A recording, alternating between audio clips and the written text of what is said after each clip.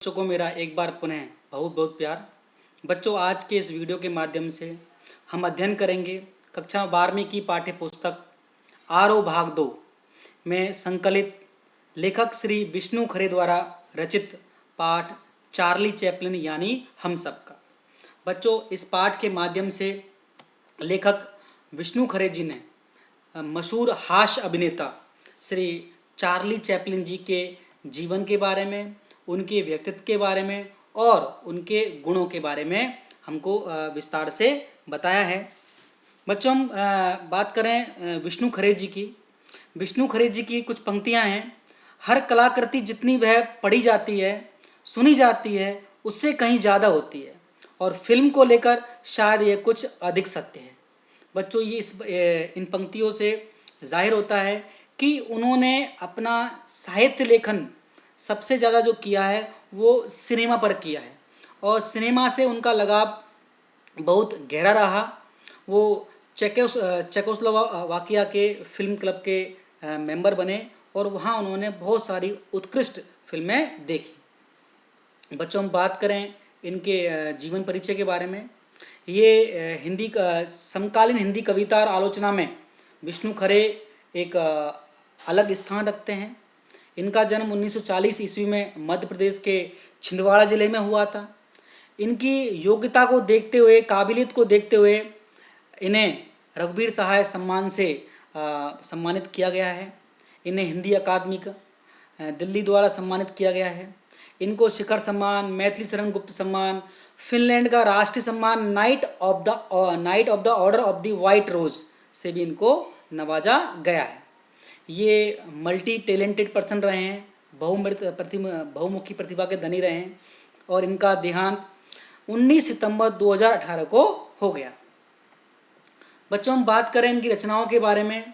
इनकी रचना है एक गैर रूमानी समय में, खुद अपनी आँख से, सबकी आवाज़ के पर्दे में, पिछला बाकी, ये सभी कविता संग्रह हैं। आलोचना की पहली किताब, ये आलोचना है। सिनेमा पढ़ने के तरीके, ये सिनेमा पर आधारित आलोचनात्मक लेख है। मरु प्रदेश और अन्य कविताएं, ये टी.एस. इलियट वाली जो है। यह चाकू समय, ये अतिला योजेफ, ये जो इनके लेखक रहे हैं। इन सभी जो इनका इन्होंने अनुवाद किया है, ट्रांसलेट किया है। एक और है कालेवेला, जो फिनलैंड का राष्ट्रीय काव्य भी माना जाता है। इन सब का इन्होंने हिंदी में अनुवाद किया है। बच्चों, हम बात करें इनकी भाषा संबंधी विशेषताओं के बारे में। इन्होंने ज़्यादातर विचारपरक कविताएं दी हैं, विचारों को जन्म देने वाली। साथ ही ये बेबाक आलोचनात्मक लेख भी इन्होंने ये लिखते रहे हैं। बेबाक, बिना किसी लाग लपेट के स्पष्ट लेख लिखने वाले, स्पष्ट आलोचना करने वाले इनके रचनात्मक और आलोचनात्मक लेख हैं। इन पर विश्व साहित्य के गहन अध्ययन का प्रभाव दिखाई देता है। इनको ये इनके लेख पढ़ करके लगता है कि इन्होंने न केवल भारत के साहित्य का ही बल्कि विश्व के साहित्य का भी इन्होंने अध्ययन किया हुआ है। ये विश्व सिनेमा के अच्छे जानकार हैं।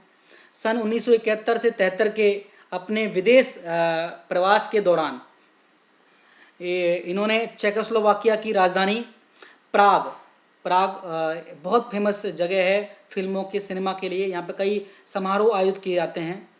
तो वहाँ की जो प्रतिष्ठित फिल्म क्लब की सदस्य जो मेंबरशिप प्राप्त की और संसार भर की सैकड़ों उत्कृष्ट फिल्में इन्होंने वहाँ पर देखी।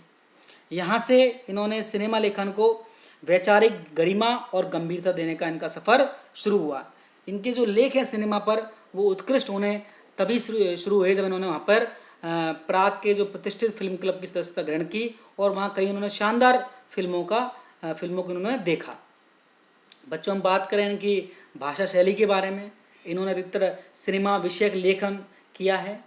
दिनमान पत्रिका है, नवभारत टाइम्स है, द पायोनियर है, द हिंदुस्तान, हंस, कथादेश आदि पत्रिकाओं में इनके जो लेख हैं वो प्रकाशित होते रहे हैं।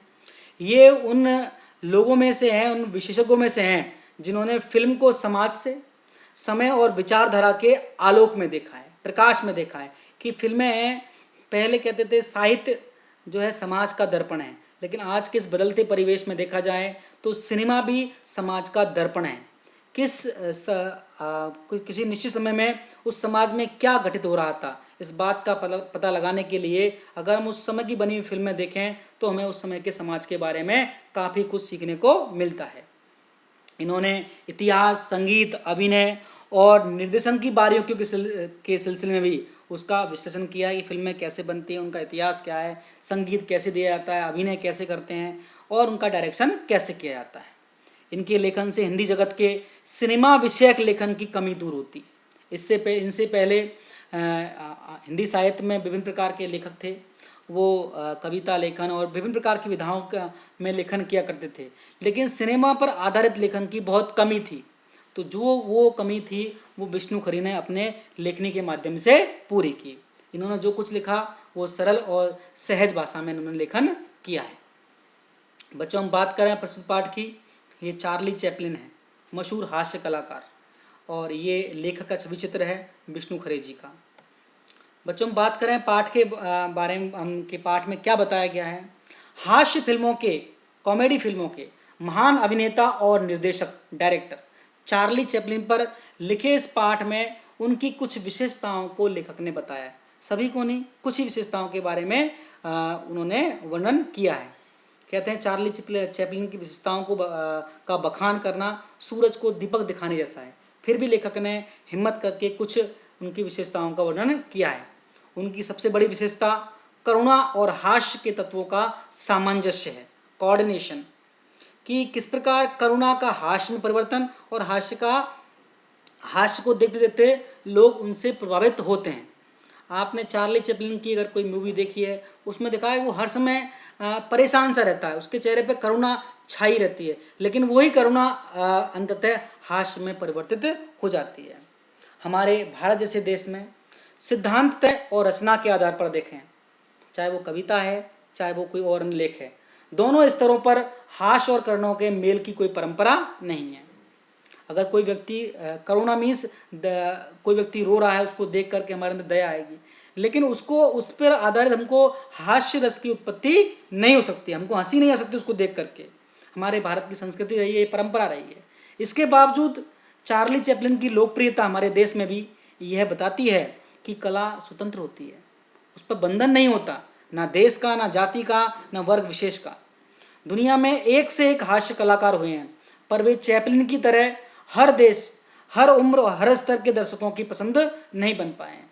यही कारण है, कहा जाता है कि चार्ली चैपलिन ने वर्ग विशेष की, वर्ण विशेष की और देश की सीमाओं का बंधन समाप्त कर दिया। उन्होंने लोकतांत्रिक तरीका उन्होंने सिनेमा में अपनाया। उनकी जो फिल्में हैं वो किसी वर्ग विशेष से संबंधित नहीं हैं। इसका कारण शायद यही है कि चार्ली वह शख्सियत थी कि जिसमें सबको अपनी छवि दिखती है। वे किसी भी संस्कृति को विदेशी नहीं लगते। जब हम कोई सिनेमा देखते हैं तो हम सिनेमा से आकर्षित क्यों होते हैं? क्योंकि उस सिनेमा में कहीं ना कहीं हम अपनी छवि देखते हैं। बच्चों, हम बात करें इसके चार्ली चैपलिन के बारे में। सर चार्ल्स स्पेंसर चैपलिन, जिसको हम चार्ली चैपलिन के नाम से जानते हैं, फिल्म जगत में एक ऐसा नाम है जिसे पर्दे पर देखने भर से ही किसी के चेहरे पर बरबस मुस्कुराहट आ जाती है। 16 अप्रैल 1889 को लंदन में जन्मे इस हास्य कलाकार और फिल्म मेकर ने पूरी जिंदगी लोगों को हंसाने में ही गुजार दी थी। वह मूक फिल्मों के एक बेहतरीन कलाकार थे। बच्चों, आपने कार्टून देखे होंगे, कार्टून में भी आपको एक ऐसा कैरेक्टर आपको दिखता है जो लोगों को खुद समस्याओं से घिरा रहता है, उसको देख करके लोग हंसते हैं। ऐसा कैरेक्टर आपने अगर कार्टून में देखा है वो है मिस्टर बीन। तो अगर इसी प्रकार जो चार्ली चैपलिन है वो हमेशा मुसीबतों से घिरे रहते हैं, लेकिन उनकी हरकतों से लोग हंसने लगते हैं। वो लोगों में खुशी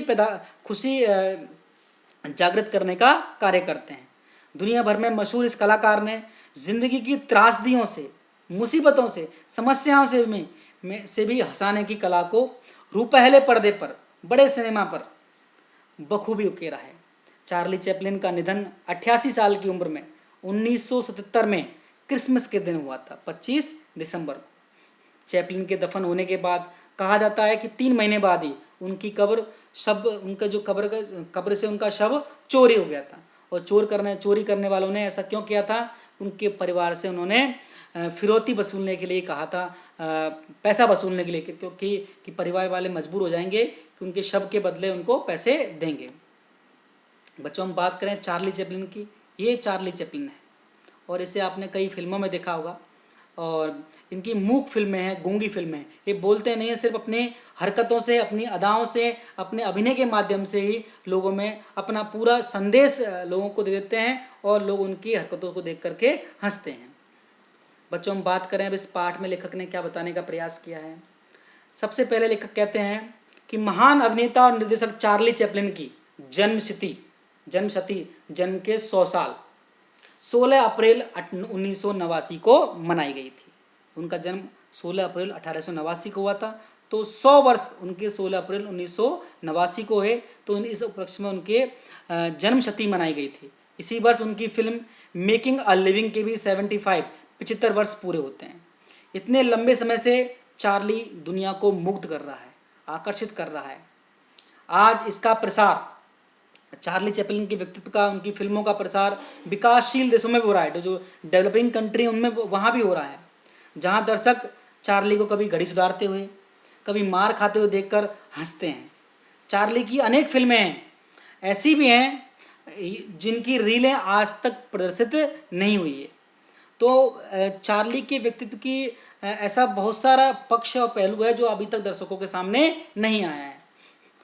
इस तरह से चार्ली हम देखा जाए तो हमको एक क्वेश्चन यहाँ पे उठता है कि चार्ली चैपलिन के व्यक्तित्व में जो कुछ कहा गया है वो वही बात है। उनके व्यक्तित्व के बारे में जो कहा गया है वो सूरज को दीपक दिखाने के समान ही हुआ है।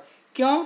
क्योंकि उन्होंने जीवन दुनिया के लिए इतना कुछ किया है, इतना कुछ लोगों में हंसी, लोगों में जागरूकता, लोगों में संदेश देने की कोशिश की है कि उनके बारे में वर्णन करना बहुत मुश्किल है। दूसरे उनके जीवन के बहुत सारे ऐसे पहलू हैं जो अभी दर्शकों के सामने नहीं आ पाए हैं। उनकी ऐसी फिल्में जो अभी तक अनयूज्ड हैं, उनको अभी तक जो अभी अनपब्लिश्ड हैं वो भी रिलीज नहीं हुई हैं।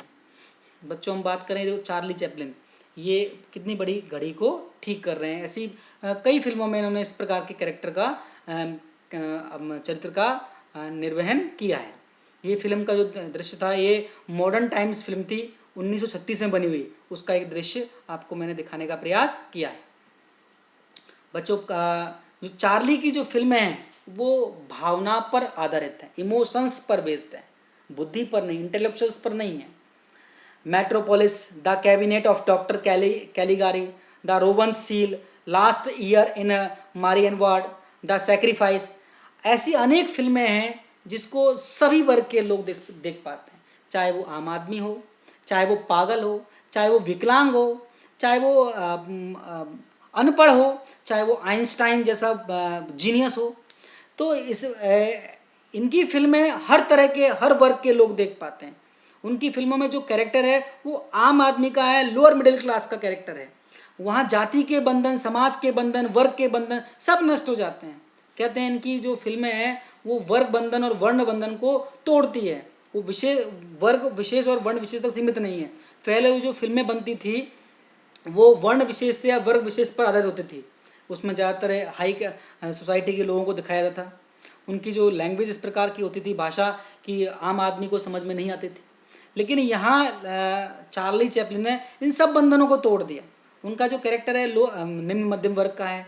उस कैरेक्टर में हर आदमी अपने आप को देखता है। ऐसा लगता है कि सामने जो घटित हो रहा है वो उनके जीवन की घटना घटित हो रही है।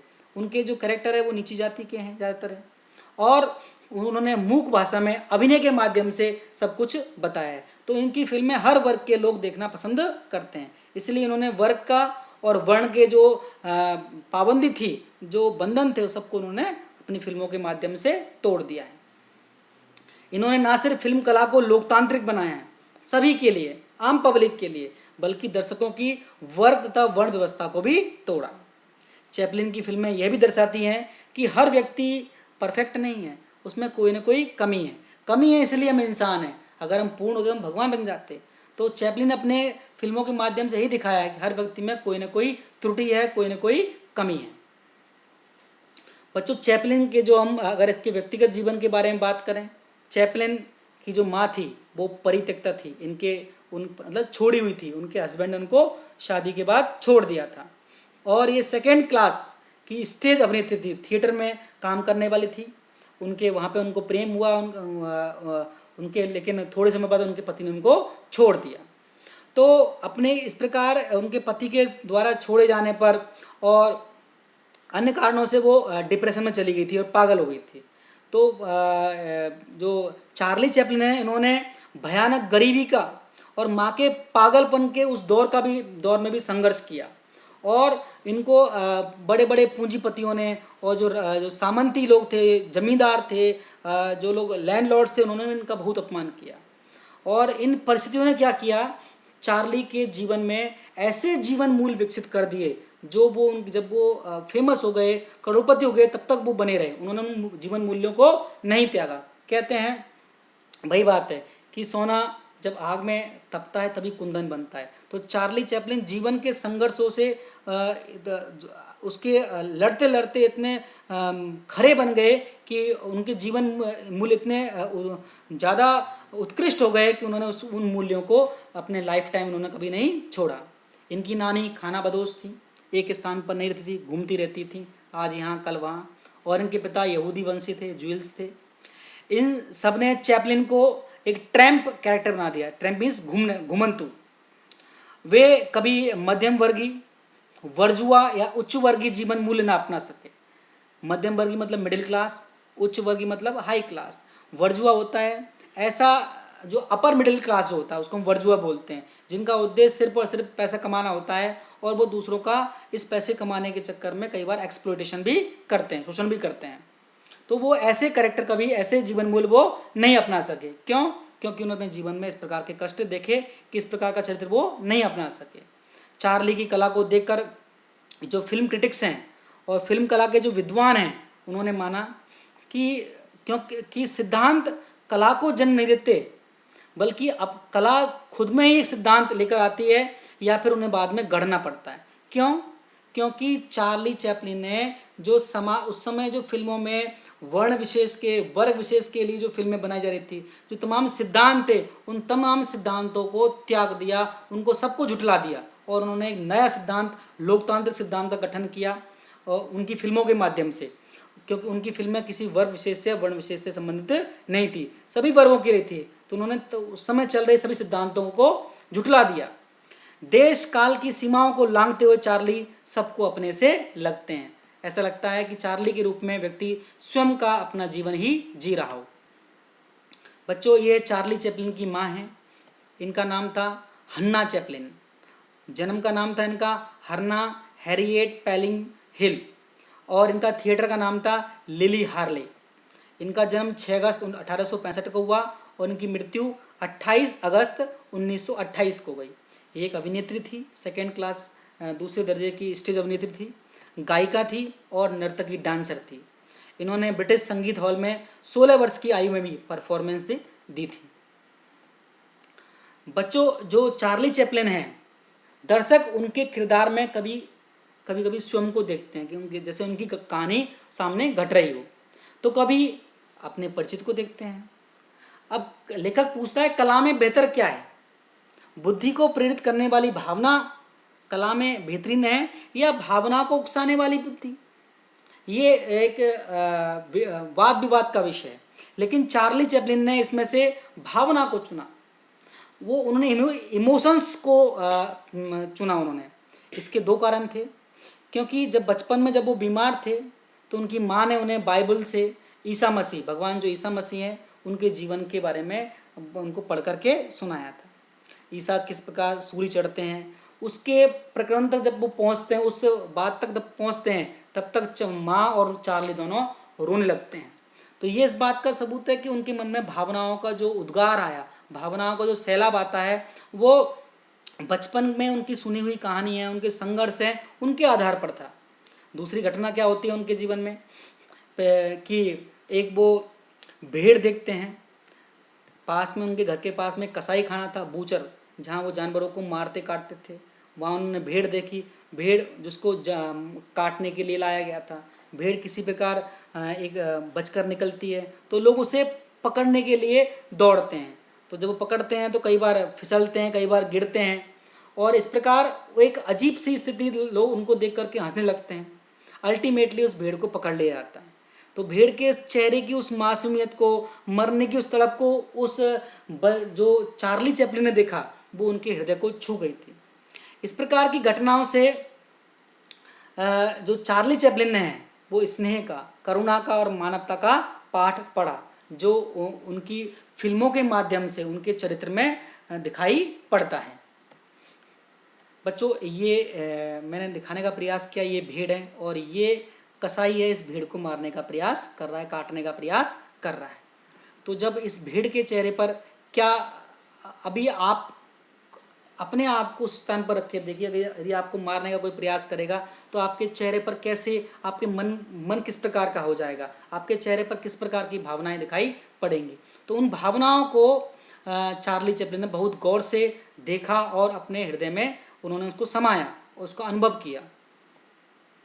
चार्ली ने अपनी आत्मकथा लिखी, और जिसका हिंदी में टाइटल है मेरी आत्मकथा, और इसका हिंदी में ट्रांसलेट किया सूरज प्रकाश जी ने। उस आत्मकथा में उन्होंने स्वीकार किया है कि इस भेड़ की जो घटना थी, उस घटना से उन्हें करुणा और हास्य तत्वों के सामंजस्य का ज्ञान हुआ कि किस प्रकार करुणा और हास्य को कोऑर्डिनेट किया जाए, आपस में मिलाया जाए। कि लोग उस भेड़ को पकड़ने का प्रयास कर रहे हैं, भेड़ के चेहरे पर करुणा भरी हुई है, उसको देख करके दया आ रही है कि इसको मारने का प्रयास किया जा रहा है। दूसरा, उसको जब लोग पकड़ रहे हैं, कोई गिर रहा है, कोई पड़ रहा है, कोई उल्टा हो रहा है, उसको देख करके हंसी आ रही है। तो दोनों का सामंजस्य किस प्रकार किया जाए, वो उसने उस भेड़ की घटना से सीखा था। भारतीय कला और सौंदर्य शास्त्र का संबंध रस से है। रस हमारे जो भारतीय शास्त्र में बहुत महत्वपूर्ण भूमिका अदा करते हैं। रस क्या होते हैं? किसी काव्य को या किसी साहित्य को पढ़ करके सहृदय के मन में जो आनंद उत्पन्न होता है, वो आनंद ही रस कहलाता है। परंतु करुणा रस का हास्य रस में बदल जाना, जो ऐसे रस सिद्धांत की मांग करता है जो भारतीय परंपराओं में नहीं मिलता। हमारे यहाँ ऐसी कोई घटना, ऐसी कोई लेख नहीं मिलता जहाँ करुणा रस हास्य रस में परिवर्तित हो रहा हो। रामायण काल में, रामायण में और महाभारत में जो हास्य आपको दिखाई पड़ता है, वो हास्य दूसरों पर है, खुद पर नहीं है। पर संताप से प्रेरित है। पर संताप मतलब दूसरों के कष्ट से आप हंस रहे हो। लेकिन करुणा जो होती है, और जो करुणा जो भाव था, रस था, वो अच्छे मनुष्य हैं या कभी कभी दुष्टों के लिए ये दिखाई पड़ता था हमारे जो साहित्य में। लेकिन जो हास्य रस के साथ करुणा का सम्मेल कभी नहीं हमने देखा था। अपने ऊपर हंसना और दूसरों में भी ऐसा ही मादा, ऐसी शक्ति, ऐसी योग्यता उत्पन्न करना कि जो ऐसी जो शक्ति है, वो भारतीय विदूषक जो होते हैं, विदूषक मीन्स जो जोकर होते हैं, वो ऐसी हमको योग्यता हमारे जोकरों में दिखाई नहीं पड़ती, जो कि चार्ली चैपलिन ने इस कमी को पूरा किया। संसार भर के लोग इसी बात के कारण ही लोग उसको पसंद करते हैं उन्हें कि करुणा रस के साथ उन्होंने हास्य रस को मिलाया है। लोग उनको देखते हैं, वो मुसीबतों से भरा हुआ है, उसके चेहरे पर करुणा है, दया है, क्योंकि वो मुसीबतों से वो हर पल नई नई मुसीबतों में कूदता है, हर पल फंसता है, और लोग उसकी हरकतों को देखकर हंसते हैं। तो कहीं ना कहीं करुणा और हास्य रस का संयोग है। बच्चों, हम बात करें हमारे जो भारतीय विदूषक रहे हैं, ये इस प्रकार अपनी विचित्र वेशभूषा से लोगों को हंसाने का काम कर रहा है। ये राज कपूर जी हैं। मेरा नाम जोकर फिल्म का ये आपको सीन दिखाने का प्रयास किया है। ये गाने जीना यहाँ मरना यहाँ, एक गाना था इनका। तो विदूषक क्या होते हैं? भारतीय नाटकों में एक हंसाने वाला पात्र होता है, कैरेक्टर। मंच पर उसके आते ही उसकी वेशभूषा को देख करके, उसके हाव भाव को देख करके हास्य से भरा हुआ माहौल बन जाता है। वे स्वयं अपना और अपने परिवेश का मजाक उड़ाते हैं, अपने ऊपर हंसते हैं। उनके कथन, उनके जो बोल हैं, उनकी जो बातें हैं, वो हास्य को जन्म देते हैं। दूसरे, उनमें कटु सत्य का भी पुट होता है। कई बार वो हास्य के माध्यम से समाज की नंगी वास्तविकता को भी सामने रखते हैं। बच्चों, ये चार्ली चैपलिन का भारतीयकरण करने का जो काम किया, सबसे पहले राज कपूर जी ने किया था। कि चार्ली चैपलिन एक विदेशी चरित्र था जिसको भारत ने अपनाया, लेकिन उसी की तरह का कैरेक्टर अपनाने का काम सबसे पहले राज कपूर जी ने अपनी कई फिल्मों में किया। आवारा, श्री 420, मेरा नाम जोकर। और इसके बाद और भी लोग हुए जिन्होंने इसको अपनाया। इसको कहते हैं हम भारतीय की चार्ली चैपलिन का भारतीयकरण। भारत में चार्ली चैपलिन को व्यापक रूप से स्वीकार कर लिया गया, खुले दिल से, खुले मन से और पूरे संपूर्ण भारत में स्वीकार किया गया।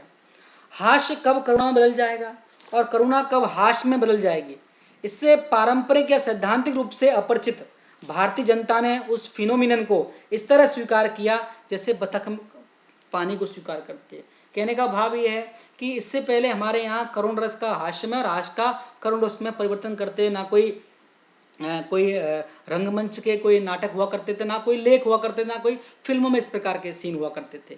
लेकिन जब उन भारतीयों ने देखा इस बात को, हालांकि वो हमारी संस्कृति का हिस्सा नहीं है, फिर भी लोगों ने उसको खुले दिल से स्वीकार किया। इस नए फिनोमिनन को, नए जो तथ्य को, नई बात को भी उन्होंने खुले दिल से स्वीकार किया, उसी प्रकार जैसे बतख पानी को स्वीकार करती है।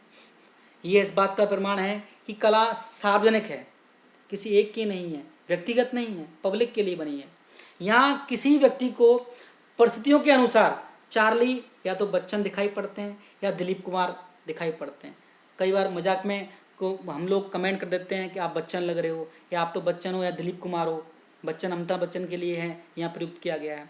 तो ये क्या है, सब ये समाज के नायक हैं जिनको देख करके आम जनता उनसे प्रेरणा प्राप्त करती है।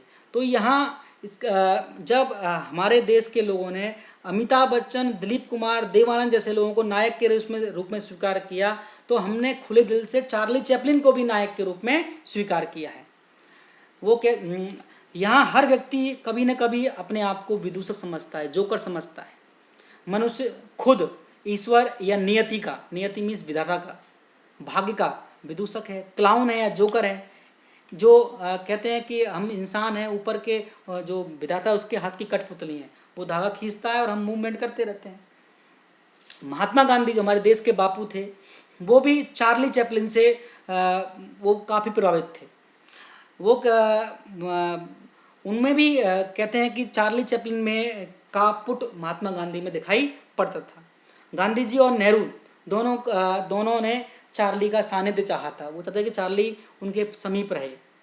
चार्ली के इसी अभारतीय सौंदर्य शास्त्र की व्यापक स्वीकृति को देखकर राज कपूर ने ही आवारा और श्री 420 फिल्में बनाई। उनको लगा कि जब ये नॉन इंडियन होते हुए भी लोग इसको स्वीकार रहे हैं, तो मैं तो इंडियन हूँ, तो मुझे लोग ज़्यादा स्वीकार करेंगे कि हम इंडियन लोग हैं। और मैं अगर चार्ली चैपलिन जैसी घटनाएं फिल्मों के माध्यम से लोगों को दिखाऊं तो लोग ज़्यादा स्वीकार करेंगे, और इससे मेरी फिल्में और ज़्यादा धन कमाएंगी और मैं समाज को ज़्यादा संदेश देने का प्रयास करूँगा। इससे पहले फिल्मी नायकों पर हंसने या नायकों के स्वयं पर हंसने की परंपरा नहीं थी। नायक सार्वभौम शक्तिशाली हुआ करता था, वो कभी किसी मुसीबत में फंसने वाली बात तो होती ही नहीं थी, और अगर मुसीबत में फंस भी गया तो वो अपने आप पर कभी नहीं हंसता था। ठीक है, तो इन्होंने राज कपूर जी ने ये सबसे पहले ये चार्ली चैपलिन का भारतीयकरण किया। चार्ली चैपलिन स्वयं विदेशी थे, तो इन्होंने सोचा कि राज कपूर जी ने कि मैं इसको अपने देश के कैरेक्टर के माध्यम से पेश करूं। बच्चों, ये चार्ली चैपलिन जी हैं और ये महात्मा गांधी जी। गांधी जी और चार्ली चैपलिन ये उस समय की छवि है जब ये डॉक्टर कटियाल के निवास स्थान पर कैनिंग टाउन में 22 सितंबर 1931 को इनकी मुलाकात हुई थी। तब का ये दृश्य है। तो कहीं ना कहीं महात्मा गांधी अपने आप में इन चार्ली चैपलिन का पुट देखते थे, क्योंकि महात्मा गांधी ने अपने जीवन में काफ़ी मुसीबतों का सामना किया, हमारे देश को आज़ादी दिलाई, काफ़ी कष्टों को सहन किया, फिर भी वो अपने आप को संभाले रहे। बच्चों, ये आपको दिखाने का प्रयास कर रहा हूँ, ये फिल्म श्री 420 फिल्म का सीन है, जहाँ ये राज कपूर जी हैं, इन्होंने चार्ली चैपलिन का लुक लिया हुआ है। और इससे दोनों, इसमें ये चार्ली चैपलिन है और ये राज कपूर हैं, दोनों में काफ़ी समानता दिखाई पड़ रही है। इन्होंने भी काफ़ी ट्रैम्प किस्म के किरदार निभाए, आवारा किस्म के। तो राज कपूर ने अपनी फिल्म का नाम ही आवारा रख दिया, इसको इंग्लिश में ट्रैम्प बोलते हैं। दोनों अपने आप को, तो राज कपूर ने इनका भारतीयकरण किया, भारतीय चरित्र के माध्यम से प्रस्तुत किया। चार्ली की फिल्मों में भाषा का इस्तेमाल नहीं होता, मूक फिल्में होती हैं, गूंगी फिल्में। इनमें मानवीय स्वरूप अधिक है और सार्वभौमिकता सर्वाधिक है। सार्वभौमिकता, सबके लिए बनी है फिल्में, किसी व्यक्तिगत नहीं है, किसी वर्ग विशेष या वर्ण विशेष से संबंधित नहीं है। चार्ली सदैव चिर युवा दिखते हैं, हमेशा जवान दिखते हैं। वे किसी भी संस्कृति को विदेशी नहीं लगते, सबको अपने से लगते हैं। चार्ली में सबको अपना स्वरूप दिखता है। इसी प्रकार उनमें हम सब बनने की अद्भुत क्षमता है कि वो हम सभी का चरित्र अपना सकते हैं। मैं बच्चों आपको पहले ही बताया हूँ कि जब हम फिल्में देखते हैं, फिल्में हमको प्रभावित क्यों करती हैं, क्योंकि फिल्में में कहीं ना कहीं हम अपने आप को उसमें देखने का प्रयास करते हैं, और जब हम फिल्मों से अपने आप को अटैच कर लेते हैं तो तभी हमको वो फिल्म सफल मानी जाती है। तो इस मायने से देखा जाए तो चार्ली चैपलिन की फिल्में में सभी व्यक्ति अपना चरित्र खोजते हैं और वो कहीं ना कहीं उनको अपनी कहानी लगती है। भारत में होली के त्यौहार को छोड़कर स्वयं अपने आप पर हंसने या स्वयं को जानबूझते हास्यास्पद हंसी का पात्र बना डालने की परंपरा नहीं है। हाँ, होली पे हम जरूर अपने आप को विभिन्न प्रकार से हंसते, अपने ऊपर हंसते हैं या अपने आप को इस प्रकार का पात्र बनाते हैं लोग हमको देखकर हंसें, लेकिन सिर्फ होली के दिन ही। तभी तो कहते हैं बुरा ना मानो होली है। लेकिन सामान्य रूप से ऐसी परंपरा हमारे देश में नहीं है। नगरीय लोग, नगर में रहने वाले लोग तो अपने पर हंसने की सोच भी नहीं सकते।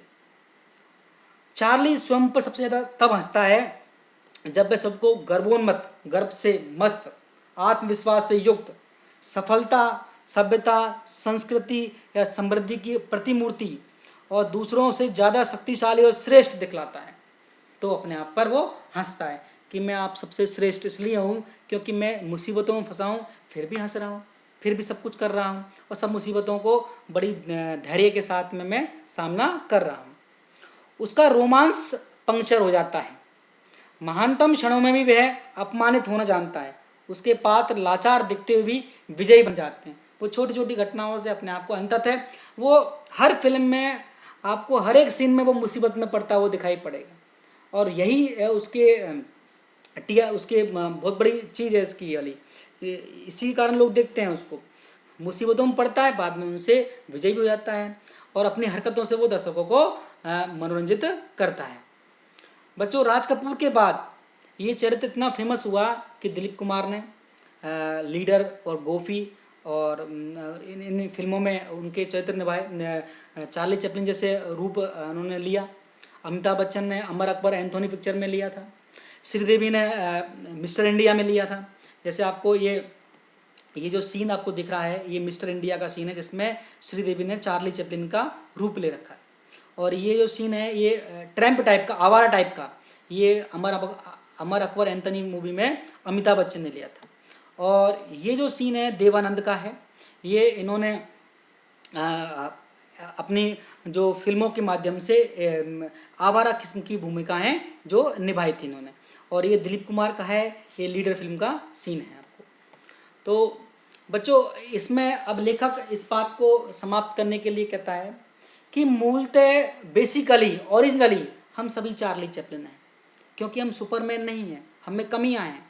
सत्ता, शक्ति, बुद्धिमत्ता, प्रेम और पैसे के चरमोत्कर्ष में जब हमको सब कुछ मिल जाता है, उसके उफान पे हम जब होते हैं, पीक पॉइंट पे होते हैं, और जब हम आईना देखते हैं तो हमारा चेहरा चार्ली चार्ली हो जाता है। यहाँ चेहरा चार्ली चार्ली होने से मतलब है चेहरा खुश हो जाता है, प्रसन्न हो जाता है। और कई बार हम चार्ली चार्ली हो जाना, कई बार हम दुखी हो जाते हैं, क्योंकि हमें अपने आप अपनी सूरत देख करके कई बार लगता है कि हम सत्ता, शक्ति और बुद्धि के नशे में कई बार हम बुरा भी कर जाते हैं। लेकिन अधिकतर हम जो भारतीय लोग हैं, अधिकतर जब अपने आप को देखते हैं तो हम हर पल अपने जीवन के प्रत्येक क्षण में कभी न कभी हम मुसीबतों में घिरते हैं और उनसे हम जुझारूपन से लड़ते हैं और विजय प्राप्त करते हैं। ठीक उसी प्रकार जिस प्रकार चार्ली चैपलिन अपनी हर मूवी में इस प्रकार वो दिखाता है कि वो हर क्षण मुसीबतों में पड़ता है और विजय ही होता है। बच्चों, ये जो पाठ है इसमें से आपको पता है, आपको मैंने एक प्रश्न तो जो कई बार CBSE में पूछा जा चुका है कि चार्ली चैपलिन ने वर्ग विशेष, वर्ण विशेष के बंधन तोड़े हैं। बताया आपको कि चार्ली की फिल्में किसी वर्ग और वर्ण विशेष से संबंधित नहीं, जैसी पहले हुआ करती थी। इन्होंने जो फिल्में बनाई वो लोकतांत्रिक फिल्में हैं, जनता के लिए फिल्में बनाई।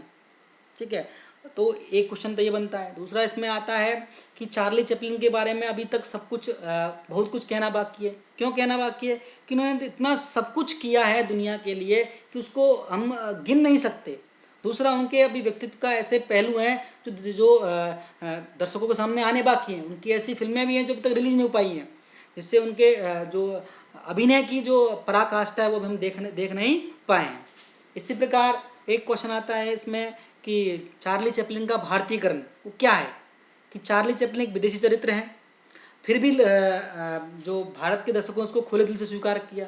तो राज कपूर ने सबसे पहले ये कार्य किया कि चार्ली चैपलिन जैसे चरित्र को स्वयं पर्दे पर प्रस्तुत किया, उसका भारतीयकरण किया, भारतीय व्यक्ति के माध्यम से उस चरित्र को जनता के सामने प्रस्तुत किया। बच्चों इसके बाद इसमें जो सबसे इम्पोर्टेंट बात है कि करुण और हास्य रस का संयोग वो भारत में पहले नहीं पाया जाता था। वो तो ये बड़ी बात है कि करुण और हास्य रस क्या होते हैं।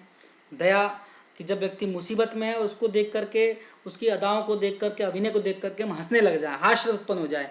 तो ये वाली जो गुण है ये चार्ली चैपलिन की यूएसपी है, बहुत महत्वपूर्ण इनके गुण हैं, उनकी फिल्मों की विशेषता हैं। बच्चों इस वीडियो के माध्यम से जो मैंने इस पाठ को आपको समझाने का प्रयास किया है, उम्मीद है आपको ये अध्याय समझ में आया होगा, चार्ली चैपलिन के व्यक्तित्व के बारे में आप जान गए होंगे। बच्चों आपको ये वीडियो कैसा लगा कमेंट बॉक्स में लिख करके आप मेरे को ज़रूर बताइएगा।